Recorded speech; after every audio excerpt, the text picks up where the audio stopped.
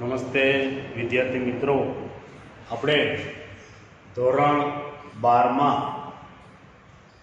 વિષય ભૂગોળ એમાં આગળના લેક્ચરમાં આપણે પાઠ 6 દૂર સંસાર વિશે જે માહિતી છે એ મેળવેલી. તો એમાં આપણે સંસાર એટલે કે કોમ્યુનિકેશન અને એમાં સંસારના સાધનો વિશે આપણે વાત કરતા હતા કે ભાઈ વ્યક્તિગત સંસાર અને સમૂહ સંસાર. તો વ્યક્તિગત સંસારમાં ટેલિફોન છે, ફેક્સ છે, ઇન્ટરનેટ છે, ઈમેલ છે, ટપાલ સેવા અને આંગળીયા એટલે કે કુરિયર સેવા, આ બધાની વાત આપણે આગળના લેક્ચરમાં કરી. સમૂહ સંસાર તંત્રમાં મુદ્રિત માધ્યમમાં સમાચાર પત્રો અને સામયિકો વિશેની ચર્ચા કરી. ઇલેક્ટ્રોનિક માધ્યમ એમાં આકાશવાણી, દૂરદર્શન, ફિલ્મો એની ચર્ચા કરી. હવે જોવાનું છે આપણે સંસારના સાધનોમાં વ્યક્તિગત સંસાર તંત્રની આપણે વાત વિદ્યાર્થી મિત્રો કરીએ તો વ્યક્તિગત સંસાર તંત્રમાં આપણે જોઈએ આગળ વાત કરીએ ટેલિફોન છે, ફેક્સ છે, ઈમેલ, ઇન્ટરનેટ, ટપાલ સેવા, આંગળીયા, કુરિયર સેવા વગેરે આ બધા માધ્યમો. એમાં પહેલું છે ટેલિફોન. સંસારમાં પહેલું આપણે જોઈએ તો કે ટેલિફોન.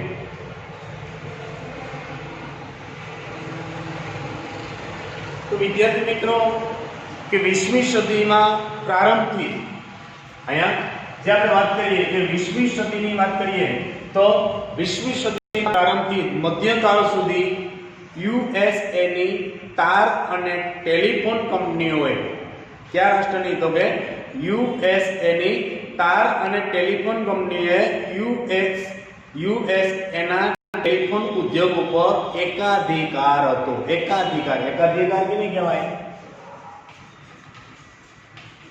એટલે એ પોતાનો એકનો જ અધિકાર હતો, એને એકાધિકાર શું કહેવામાં આવે છે? એને એકાધિકાર કેનો હતો તો કે USA એટલે કે અમેરિકા. કેનો અધિકાર હતો?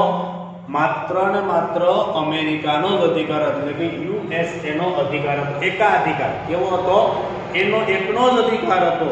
પણ USA ના શહેરીકરણમાં ટેલિફોન સેવા એક નિર્ણાયક પરિબળ છે એ ગણી શકાય. કારણ કે અહીંયા અમેરિકામાં જે ટેલિફોનની શરૂઆત થઈ, કેવાની શરૂઆત થઈ તો કે ટેલિફોનની જે શરૂઆત થઈ અને એને કારણે એના શહેરીકરણમાં ખાસ કોનો વિકાસ થયો તો કે અહીંયા શહેરીકરણનો તો કે એનો જે શહેરીકરણ છે એ શહેરીકરણનો વિકાસ, એટલે શહેરીકરણમાં ટેલિફોન સેવા છે એક નિર્ણાયક પરિબળ ગણી શકાય કે એના માધ્યમથી કંપનીઓના મુખ્યાલયો સાથે કાર્યનું જોડાણ છે એ સંભવ થઈ શક્યું. કંપનીઓના જે મુખ્યાલયો છે એમાં ખાસ કરીને છે તો કે એની સાથે કાર્યનું જે જોડાણ છે એ ખાસ કરીને સંભવ થઈ શક્યું અને એ સંપર્ક સુવિધા છે એ ઊભી થતા એકબીજાનો સંપર્ક સુવિધા છે એ ઊભી થતા કંપનીઓની ઉપશાખાઓ નાના શહેરોમાં પણ ધીરે ધીરે સ્થપાઈ. કંપનીઓની જે ઉપશાખાઓ એટલે કે નાની જે શાખાઓ છે એ પણ ધીરે ધીરે તો કે નાના શહેરોમાં સ્થાપવાની શરૂઆત કરે. તો પ્રતિસ્પર્ધા વધતા ટેલિફોન કંપનીઓ પોતાની પ્રણાલીઓને ઉન્નત બનાવવા માટે, સારી બનાવવા માટે તાંબાના તારને બદલે હવે ઓપ્ટિકલ ફાઇબર અને સેટેલાઇટનો ઉપયોગ શરૂ થયો.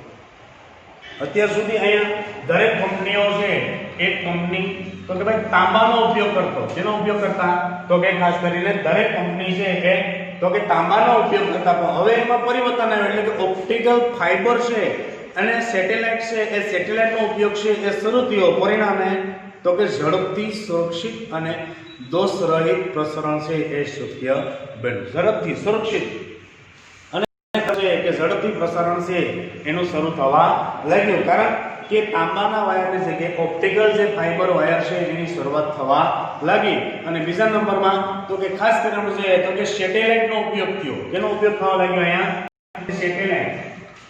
આ સેટેલાઇટ છે, આ સેટેલાઇટનો ઉપયોગ એટલે સેટેલાઇટને કારણે આપણે જોઈએ કે ધીરે ધીરે તો કે આ પ્રણાલી છે એ પ્રણાલીમાં ઝડપથી વિકાસ થયો. તો ભારતમાં ટેલિફોન નેટવર્કનો પાયો 19મી સદીમાં, કેટલામી સદીમાં?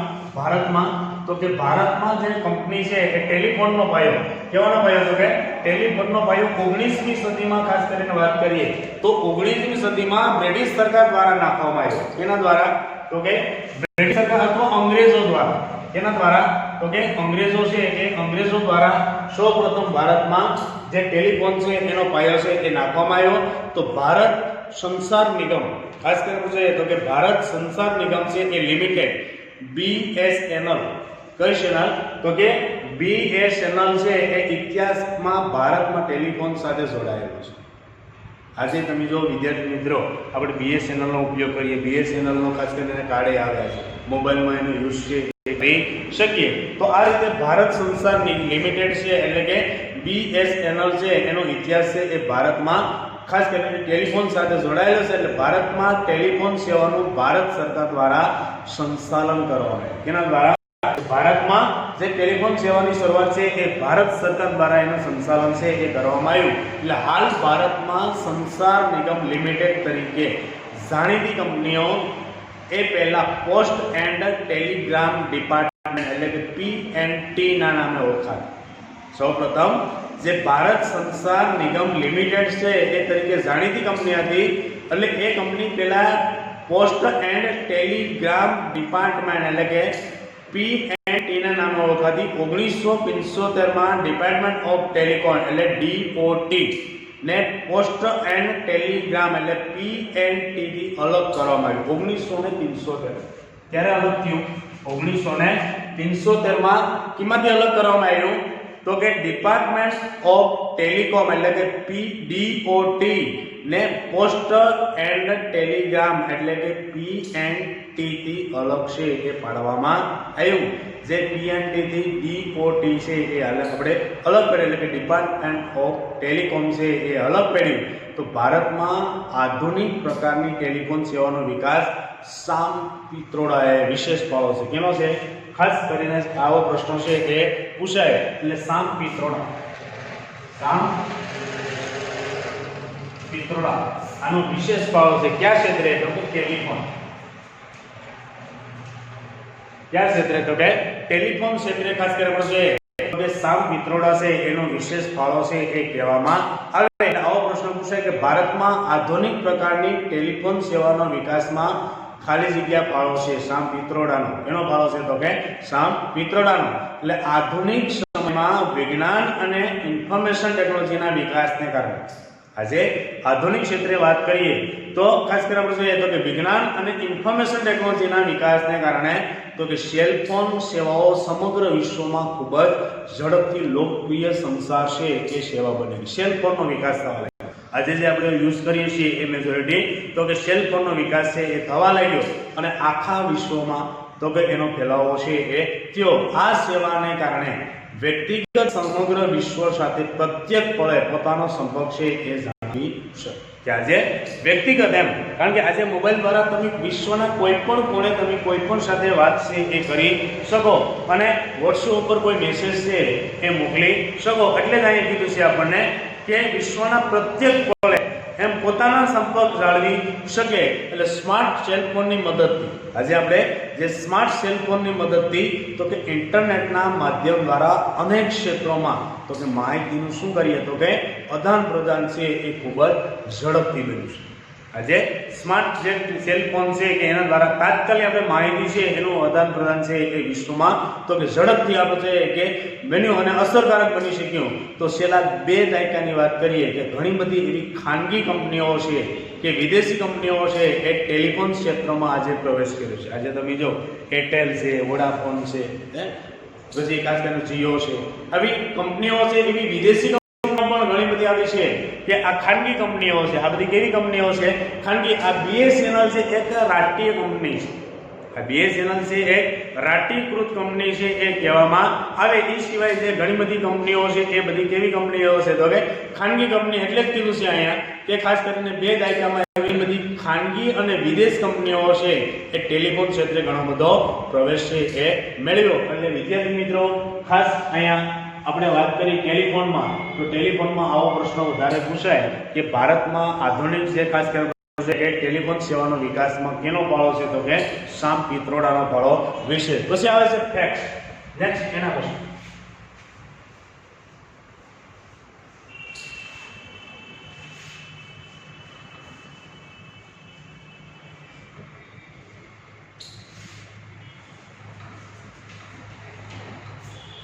તો જેમ ટેલિફોન છે એ જ પ્રમાણે ફેક્સની વાત કરીએ કે એક સ્થળના કાગળ પરના લખાણ કે ચિત્રોની આબેહૂબ કોઈ એવી પ્રતિકૃતિ છે એ અન્ય સ્થળો પરના કાગળ ઉપર ફેક્સ મશીન દ્વારા છાપવાની પ્રક્રિયાને શું કહેવાય? આપણે ફેક્સ કહેવામાં આવે છે કે આ ફેક્સ આપણે કાગળ ઉપર કરી શકીએ. કેની ઉપર કરી શકીએ? આ કાગળ છે એની ઉપર કોઈ પણ ચિત્ર દોરી શકીએ, કોઈ પણ ચિત્ર છે એ મૂકી શકીએ.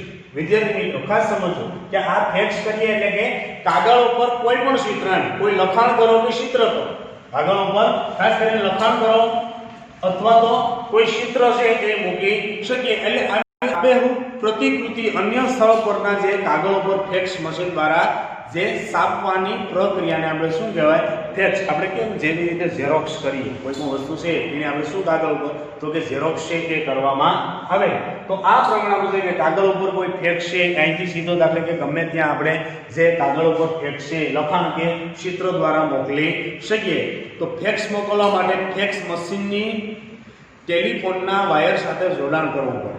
અહીંયા કોઈ પણ આપણે ફેક્સ છે એ મોકલવો હોય તો ખાસ કરીને આપણે જોઈએ કે ફેક્સ મશીન છે તો કે ટેલિફોનના વાયર સાથે એનું જોડાણ છે એ હોવું જોઈએ. અને ફેક્સને પોતાનો અલગ નંબર હોય છે.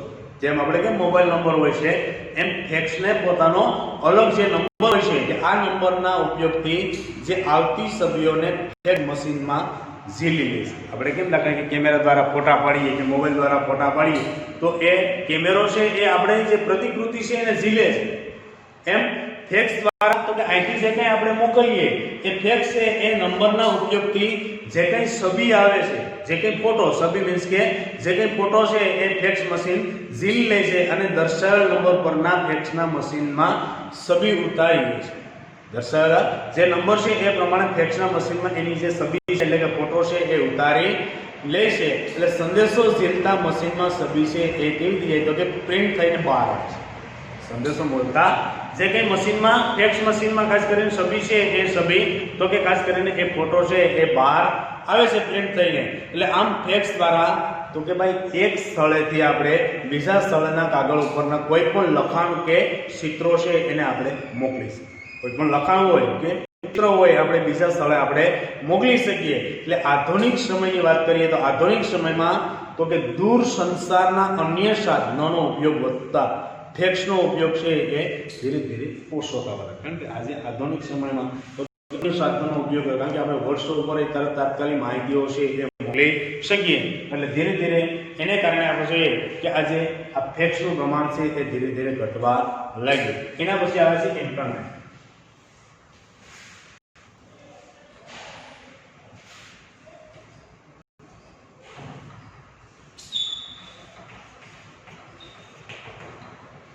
તો અહીંયા આપણે જોઈએ કે ફેક્સ પછી ઇન્ટરનેટની વાત કરીએ તો ઇન્ટરનેટ છે તો ઇન્ટરનેટમાં આપણે જોઈએ કે ખાસ કરીને ઇન્ટરનેટમાં પણ એ જ પ્રમાણે જે ફેક્સ આપણે કરતા હતા એ પ્રમાણે આપણે જોઈએ કે 20મી સદીના ઉત્તરાર્ધમાં જે ઉત્તરાર્ધમાં અને 21મી સદીની શરૂઆત એટલે આરંભમાં કે સૂચનાઓનું આંકડાઓમાં રૂપાંતર થઈ શકવાથી દૂર સંચાર વ્યવસ્થા ધીરે ધીરે તો કે કોમ્પ્યુટરનું અંગ બની ગયું. અહીંયા શું કીધું આપણે કે ખાસ કરીને કે 20મી સદીના અંતની વાત કરીએ. આ 20મી સદીનો જે અંતકાળ છે અને 21મી સદીના આપણે જોઈએ કે 21મી સદીના તો કે આરંભમાં અહીંયા 21મી સદીના આરંભમાં વાત કરીએ તો ધીરે ધીરે અહીંયા ઇન્ટરનેટનો ઉપયોગ વધવા લાગ્યો છે. એનો ઉપયોગ વધવા લાગ્યો છે ઇન્ટરનેટનો. એને કારણે શું થયું તો કે ભાઈ આંકડાઓનું રૂપાંતર થઈ શકવાથી દૂર સંચાર વ્યવસ્થા ધીરે ધીરે તો કે કોમ્પ્યુટરનો અંગ બની ગઈ. એનો અંગ બની ગઈ તો કે કોમ્પ્યુટરનો અંગ બની ગઈ કે જેમાં ઇન્ટરનેટના માધ્યમથી એક સમન્વિત તંત્રનું નિર્માણ. કેના માધ્યમથી તો કે ઇન્ટરનેટના માધ્યમથી. આ ઇન્ટરનેટના માધ્યમથી એક ખાસ કરવાનું છે તો કે સમન્વિત તંત્રનું નિર્માણ. કારણ કે ઇન્ટરનેટ દ્વારા જ આપણે કોમ્પ્યુટરનો યુઝ કરી શકીએ. ઇન્ટરનેટ વગર આપણે કોમ્પ્યુટરનો યુઝ કરી શકતા નથી. એટલે એ માધ્યમ બની ગયું. એટલે આજે વિશ્વમાં ઇન્ટરનેટ સૌથી મોટી એક ઇલેક્ટ્રોનિક પ્રણાલી છે. આવો પ્રશ્ન પૂછાય કે આજે વિશ્વમાં સૌથી મોટી પ્રણાલી કઈ છે તો કે ઇન્ટરનેટ કઈ છે તો કે ખાસ કરીને પૂછાય તો કે આ ઇન્ટરનેટ છે એ કહેવામાં આવે છે આ સૌથી મોટી ઇન્ટરનેટ પ્રણાલી છે કે જે દ્વારા 100 કરોડથી વધુ લોકો એકબીજા સાથે જોડાય કેટલા તો કે 100 કરોડથી લોકો છે એ વધુ લોકો છે એકબીજા સાથે ઇન્ટરનેટ દ્વારા જોડાયેલા છે એટલે ઇન્ટરનેટ એટલે કોઈ એક મધ્યસ્થ સંસ્થા ઇન્ટરનેટ એટલે એક મધ્યસ્થ સંસ્થા દ્વારા ટેલિફોનની મદદથી અથવા સ્વતંત્ર સંદેશા વ્યવહારની મદદથી રચાયેલું એક કોમ્પ્યુટરનું જાળું શું કહેવાય છે એને એક કોમ્પ્યુટરનું જાળું છે આ ઇન્ટરનેટ એટલે ખાસ કરીને છે તો કે એક કોમ્પ્યુટરનું જાળું કહેવામાં આવે છે હા એક કોમ્પ્યુટર છે એ કોમ્પ્યુટરનું એક જાળું છે એ કહેવામાં આવે છે તો આ રીતે આપણે જોઈએ કે વ્યક્તિગત સંચાર તંત્રના જેટલા પણ સાધનો છે આપણે જે વ્યક્તિગત સંચાર તંત્ર છે એના જેટલા પણ સાધનો છે એમાં ઇન્ટરનેટ સૌથી અસરકારક અને આધુનિક છે ઇન્ટરનેટ એ સૌથી અસરકારક એ આધુનિક કહેવામાં કારણ કે ઇન્ટરનેટ દ્વારા જ આપણે એકબીજાને તો કે માહિતી છે એ પણ તાત્કાલિક મોકલી શકીએ એટલે જ કીધું કે તેનો ઉપયોગ કોઈ સ્થાનિક વિસ્તારથી માંડી અને સમગ્ર તો કે વિશ્વ સુધી વિસ્તર્યો છે આનો ઉપયોગ તો કે સ્થાનિક એક સામાન્ય સ્થાનિક જગ્યાએથી તો કે આખા વિશ્વમાં એનો ઉપયોગ છે એ થવા લાગ્યો છે તો આ આપણે જોઈએ કે આ સુવિધાનો ઉપયોગ કરનાર જ્ઞાન અને માહિતીની દુનિયામાં સીધો સંપર્ક બનાવે છે અહીંયા શું કીધું આપણને કે આ ઇન્ટરનેટની સુવિધાનો ઉપયોગ કરનાર જ્ઞાન અને માહિતીની જે ખાસ કરીને દુનિયામાં સીધો સંપર્ક છે એ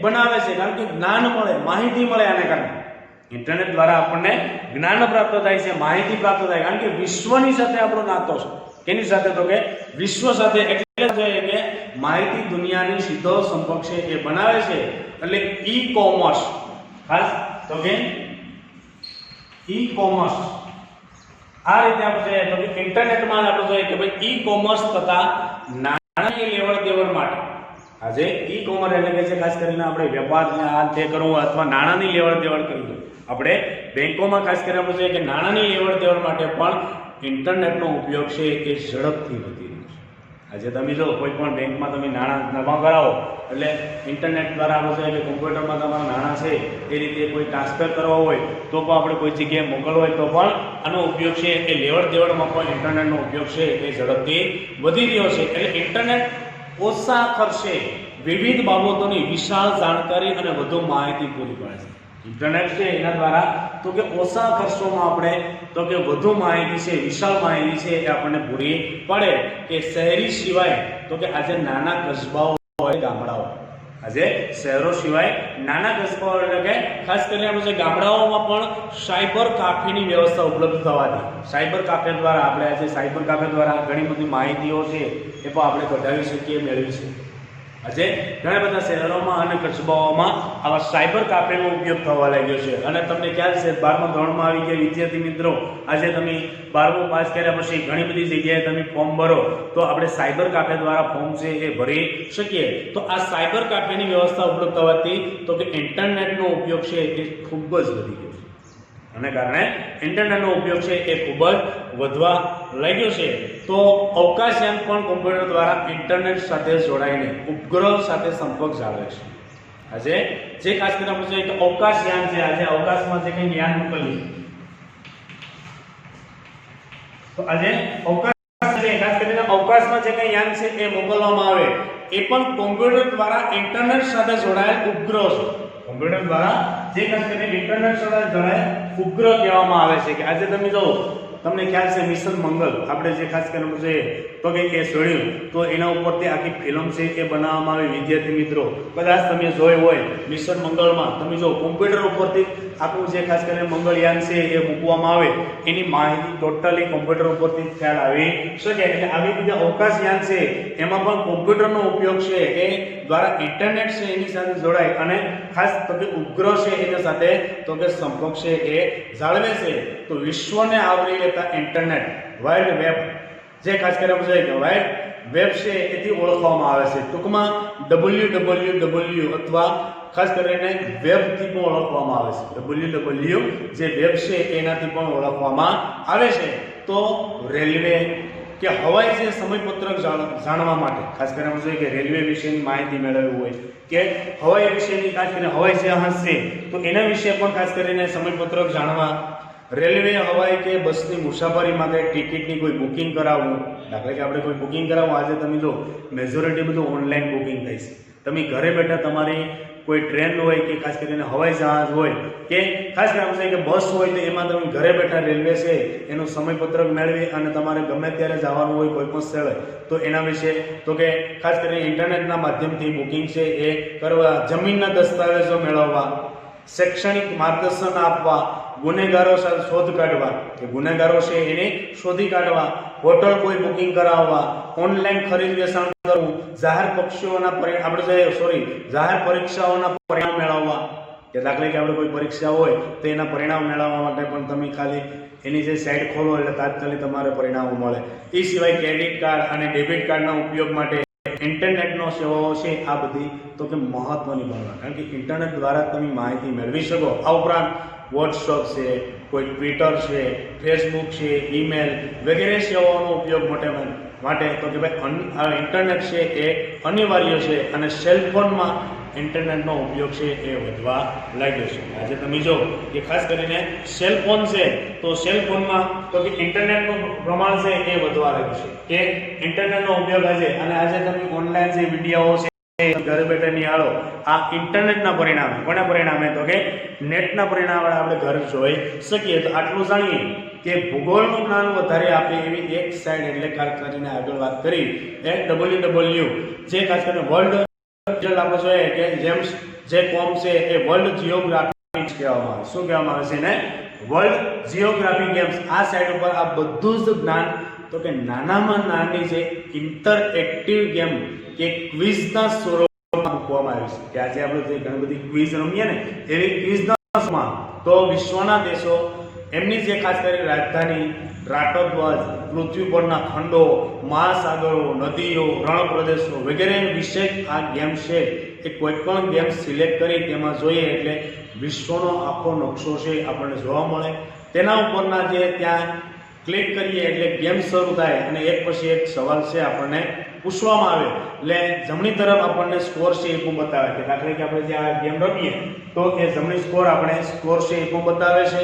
એટલે આ રીતે આપણે જોઈએ કે ગીવ અપ પર ક્લિક કરીએ તો આ બધા જ પ્રશ્નોનો જવાબ એક સાથે આપણને જાણવા મળે છે. તો આ રીતે આપણે ઇન્ટરનેટનો ઉપયોગ છે એ કરીએ અને આખા વિશ્વમાં આજે આપણે જોઈએ કે આ રીતે ઇન્ટરનેટનો ઉપયોગ છે એ કરવા લાગ્યા. એટલે ઇન્ટરનેટ માધ્યમ છે એ ઘણું બધું અગત્યનું આજે વ્યક્તિગત સંસાધન તંત્રમાં ઇન્ટરનેટ માધ્યમ છે એ ઘણું બધું અગત્યનું માધ્યમ કહેવામાં આવે. નેક્સ્ટ વિડીયોમાં આપણે મળશું ત્યારે આગળ આપણે લઈ જઈશું. ઓકે.